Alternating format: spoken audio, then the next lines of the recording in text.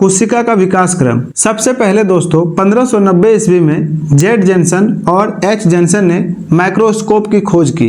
इसके साथ ही कोशिका का अध्ययन का मार्ग खुल गया। 1665 ईस्वी में रॉबर्ट हुक ने अपने द्वारा बनाए गए माइक्रोस्कोप से कोशिका की खोज की।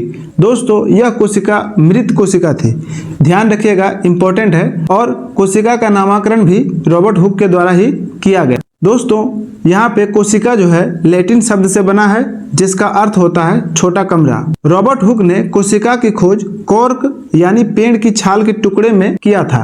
रॉबर्ट हुक द्वारा खोजा गया कोशिका मृत कोशिका। दोस्तों रॉबर्ट हुक के बाद 1683 ईस्वी में ल्यूवेनहॉक द्वारा जीवित कोशिका की खोज की गई। ल्यूवेनहॉक ने पहले की तुलना में काफी एडवांस टेलीस्कोप से जीवित कोशिका के रूप में जीवाणु, प्रोटोजोआ, आरबीसी कोशिका को देखा। इसके बाद 1831 ईस्वी में रॉबर्ट ब्राउन ने कोशिका के मध्य एक गोल संरचना देखी जिसे उन्होंने केंद्रक नाम दिया। रॉबर्ट ब्राउन के बाद 1838 और 1839 ईस्वी के बीच जैकब स्लाइडेन और स्वान ने कोशिका मतवाद यानी सेल थ्योरी को प्रस्तुत किया। इसके बाद यह स्पष्ट हो गया कि प्रत्येक सजीवों का शरीर कोशिकाओं से ही निर्मित है। स्लाइडेन और स्वान के द्वारा जो कोशिका मतवाद प्रस्तुत की गई उसकी कुछ प्रमुख बातें यहाँ पे दिया गया है, तो चलिए दोस्तों हम इसको भी देख लेते हैं। जिसमें मेरा पहला है, प्रत्येक सजीवों का शरीर एक अथवा अनेक कोशिकाओं से निर्मित होता है। दूसरा पॉइंट है हमारा,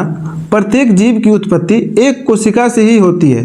तो दोस्तों जीवों का जो विकास हुआ है वह एक कोशिका से ही हुआ है। फिर अगला पॉइंट है हमारा, प्रत्येक कोशिका अपने आप में एक स्वाधीन इकाई है परंतु सभी कोशिका मिलकर काम करते हैं, परिणाम स्वरूप एक जीव का निर्माण होता है। कहने का तात्पर्य यह है दोस्तों कि कोशिका जो है अपने आप में एक इकाई है लेकिन सभी कोशिका मिलकर के काम करते हैं और इस प्रकार से एक जीव का निर्माण होता है। अगला पॉइंट है हमारा, कोशिका की उत्पत्ति जिस भी प्रक्रिया से हो उसमें कोशिका का केंद्रक मुख्य भूमिका अदा करता है। तो दोस्तों कोशिका का निर्माण होने में केंद्रक मुख्य भूमिका निभाता है। फिर उसके बाद 1839 ईस्वी में पुरकिंजे ने कोशिका में पाए जाने वाले अर्ध तरल एवं दानेदार पदार्थ को जीव द्रव्य नाम दिया। दोस्तों यहाँ पे ध्यान दीजिएगा कि पुरकिंजे ने जीव द्रव्य नाम दिया, ना कि इसका खोज किया। इसके बाद दोस्तों 1846 ईस्वी में पुरकिंजे के बाद वान मोल ने कोशिका में पाए जाने वाले जीव द्रव्य को खोजा।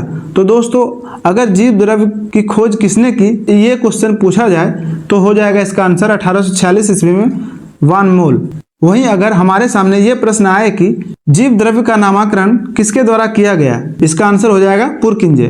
दोस्तों इसके बाद 1855 ईस्वी में रुडोल्फ विर्चो ने यह पता लगाया कि नए कोशिका का निर्माण जो होता है उसमें पहले से मौजूद कोशिकाओं में कोशिका विभाजन के फलस्वरूप होता है। फिर दोस्तों 1861 ईस्वी में मैक्स शुल्ज ने कोशिका को जीव द्रव्य का एक पिंड बताया।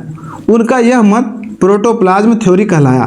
दोस्तों एक पॉइंट जो कि पहले दर्शा देना चाहिए था, 1831 ईस्वी में एम नॉल तथा ई रस्का ने इलेक्ट्रॉन माइक्रोस्कोप का आविष्कार किया। इसके बाद कोशिका के क्षेत्र में काफ़ी तीव्र गति से अनुसंधान होने लगा, क्योंकि दोस्तों यह इलेक्ट्रॉन माइक्रोस्कोप काफ़ी ज़्यादा पावरफुल था।